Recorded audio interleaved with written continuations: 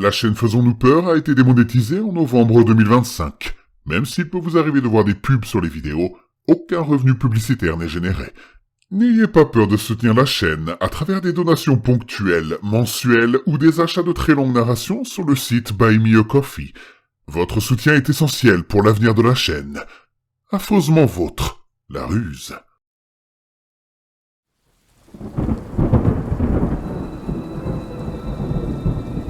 Attention, le contenu de cette vidéo peut heurter la sensibilité des plus jeunes. Vous êtes prévenus.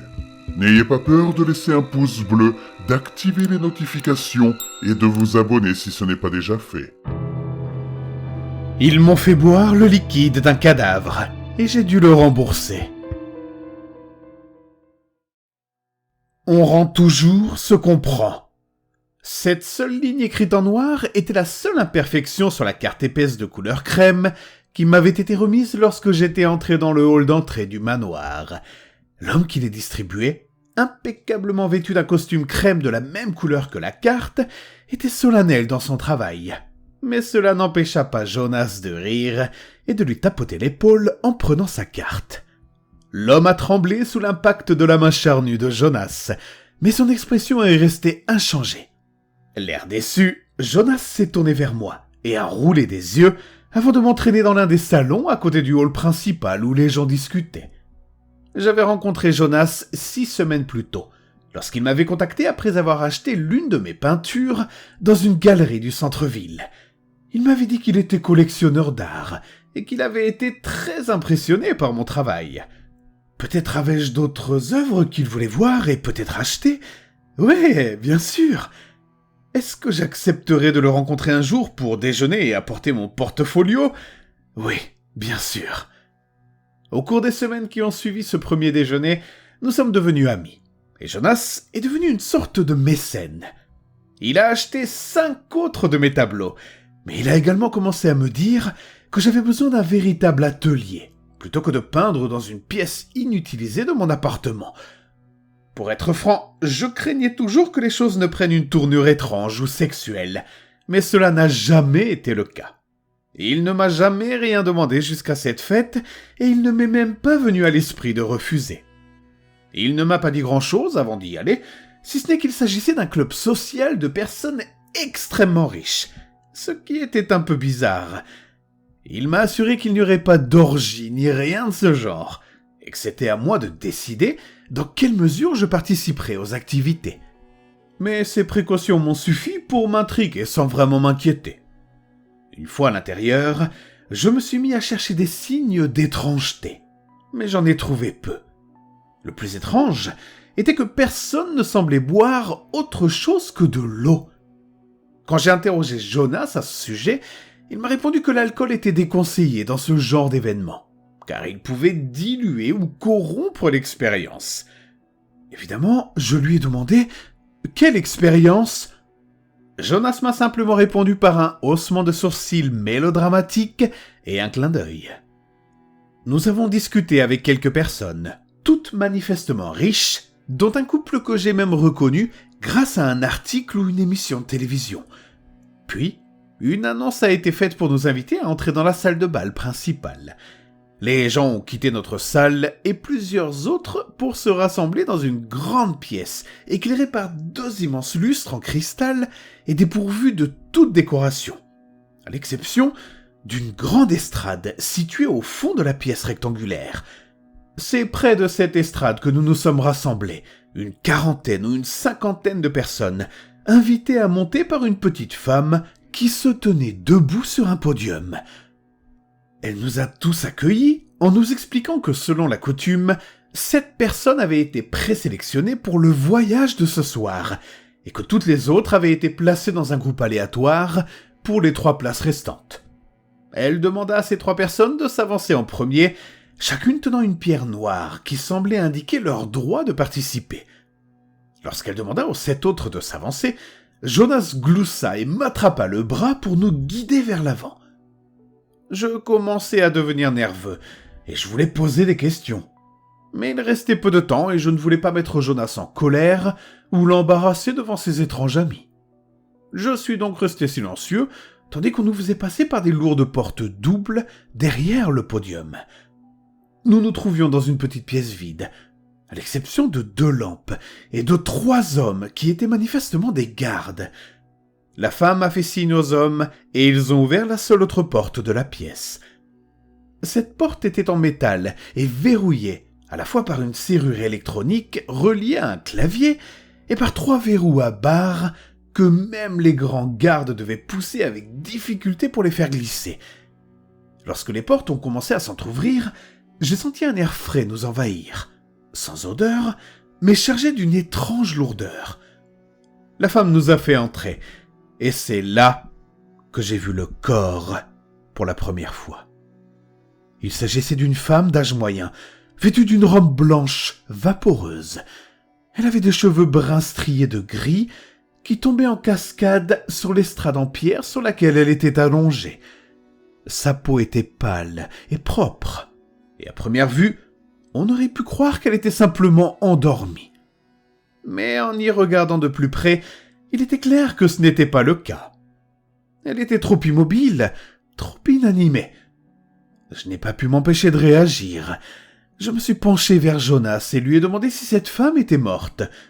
Il a acquiescé, continuant à parler tandis que la femme faisait signe à l'un des membres du groupe de s'approcher. Jonas m'a dit à voix basse que le corps avait plus de 500 ans, mais qu'il ne s'était jamais décomposé. Cela arrivait parfois, m'a-t-il dit. Ces corps étaient appelés incorruptibles et étaient parfois considérés comme un signe de sainteté. Cette femme, m'a-t-il dit, était la femme d'un meunier d'Europe de l'Est et était apparemment morte subitement un jour. Il n'avait bien sûr pas embaumé le corps, mais celui-ci n'avait pas pourri. Il avait simplement été réclamé par une église locale et un petit monastère avait été construit autour pendant un certain temps avant qu'il ne change de main et ne finisse ici. « Mais pourquoi ?» demandai-je. Il désigna l'avant, où la petite femme avait ouvert une fente dans la robe pour exposer la chair du ventre du corps. Ce processus, expliqua Jonas, s'appelait ventouse humide. Ce processus était couramment utilisé comme une forme de médecine alternative sur les vivants, mais on avait découvert qu'il était utilisé pour extraire des fluides d'un corps d'un incorruptible. Ces fluides pouvaient être bu pour obtenir divers effets. Je me suis senti reculer involontairement. Je voyais à son expression, très différente de son visage habituellement détendu et joyeux, qu'il était complètement sérieux. Mais quels effets ai-je demandé ?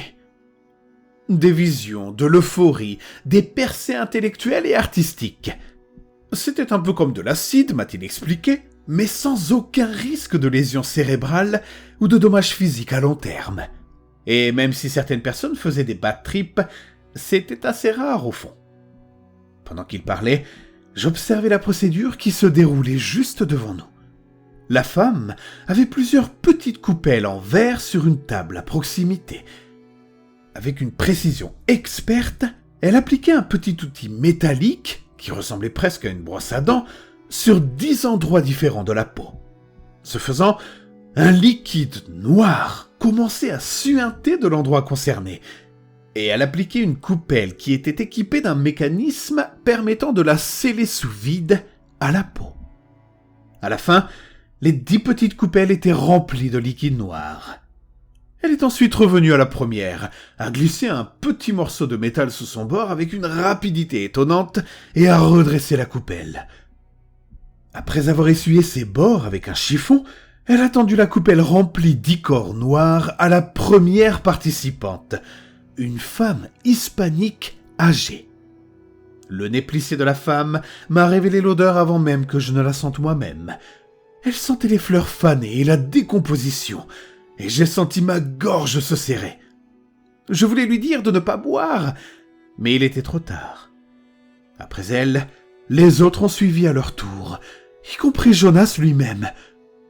Ils semblaient tous aller bien, et Jonas a dit que même si ça sentait mauvais, ça n'avait pas vraiment mauvais goût, et c'était parfaitement sans danger. La femme m'a tendu mon verre, et ils ont tous attendu, me regardant avec impatience. J'aimerais pouvoir dire que je leur ai dit non, que je leur ai rendu, ou que je les jetais par terre, ou même que je leur ai dit que je voulais partir. Mais je ne l'ai pas fait. J'avais peur et j'étais faible. Je ne voulais pas perdre l'amitié de Jonas ni son soutien, et je sentais que j'étais au bord du précipice. Alors, j'ai retenu mon souffle et j'ai bu. Jonas avait raison, ça n'avait pas mauvais goût. Je l'ai senti glisser dans ma gorge comme une sorte de milkshake infect, puis il a disparu. Je me suis préparé à une réaction, mais rien ne s'est produit. Quand j'ai regardé Jonas d'un air interrogateur, il souriait. Il m'a tapé dans le dos et m'a dit que j'avais bien fait, que cela prendrait probablement un peu de temps avant que ça fasse effet.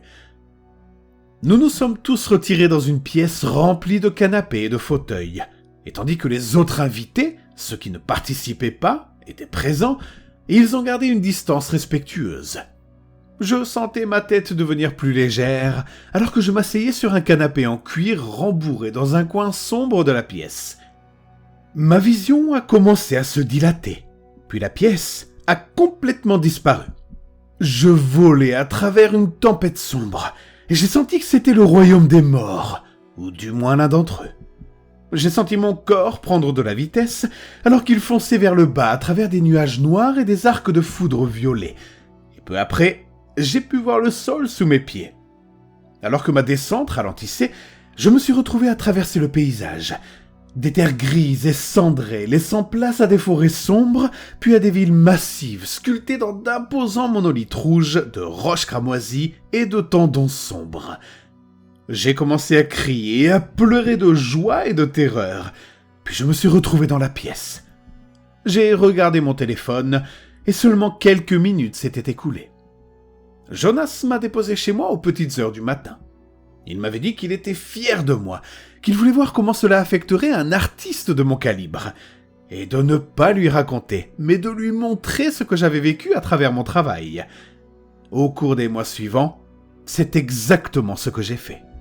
Je peignais à un rythme incroyable, remplissant des toiles de représentation de ce que j'avais vu et d'images de ce que je continuais à voir dans mes rêves.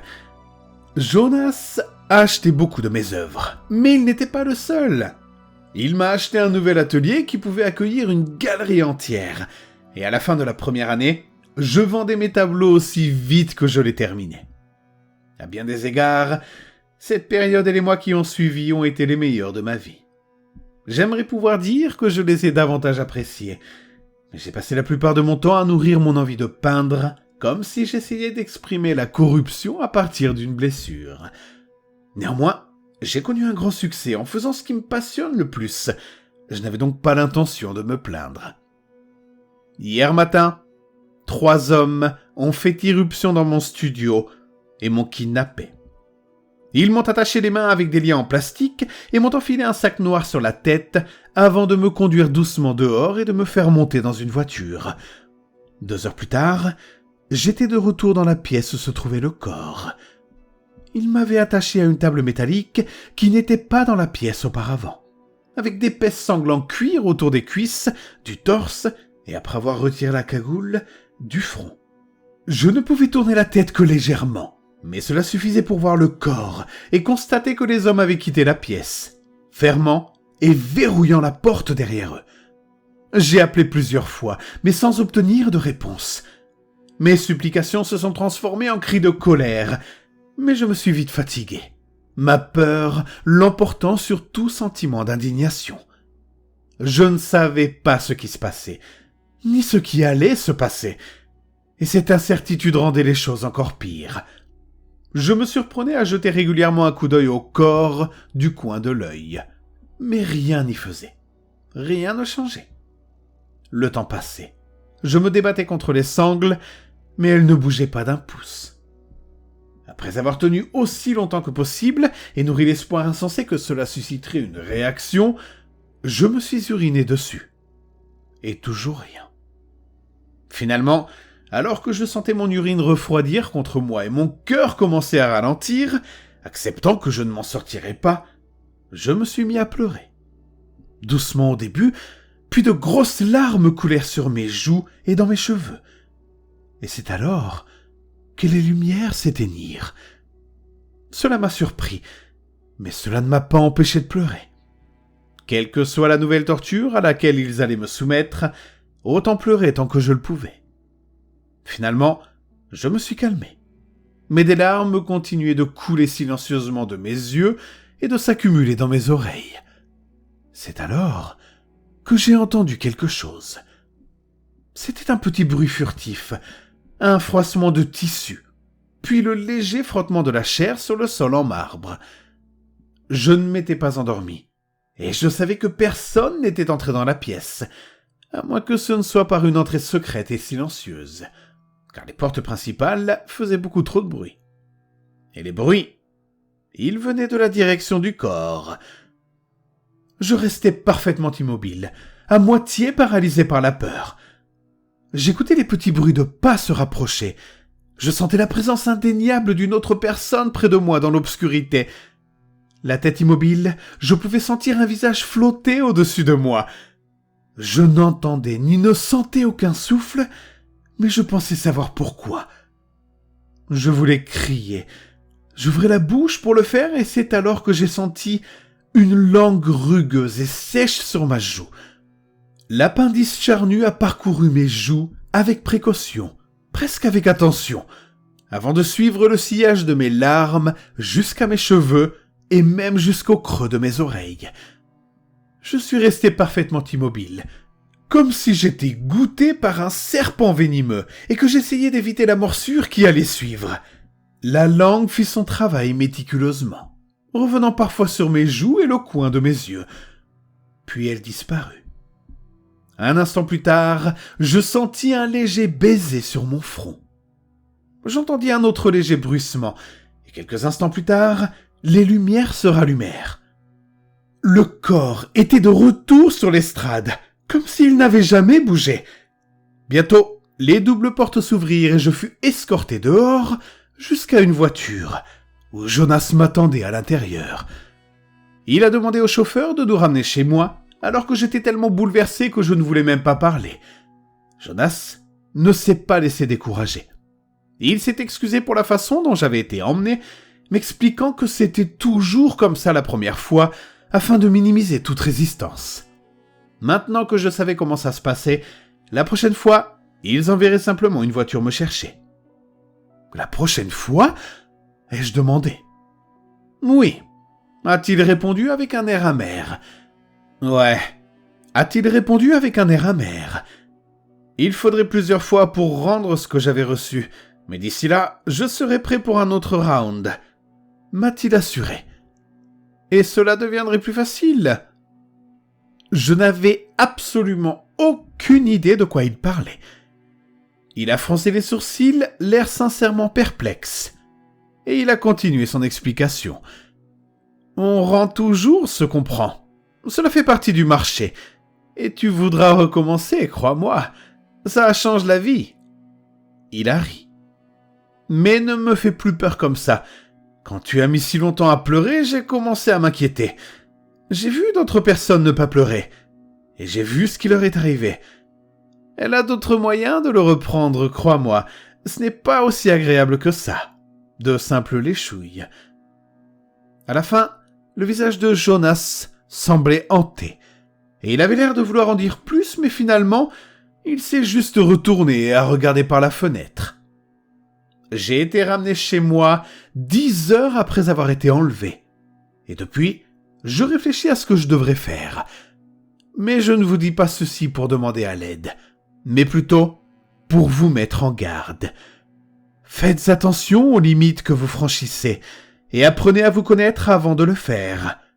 Car tout a un prix, et parfois, ce prix peut ne pas vous plaire.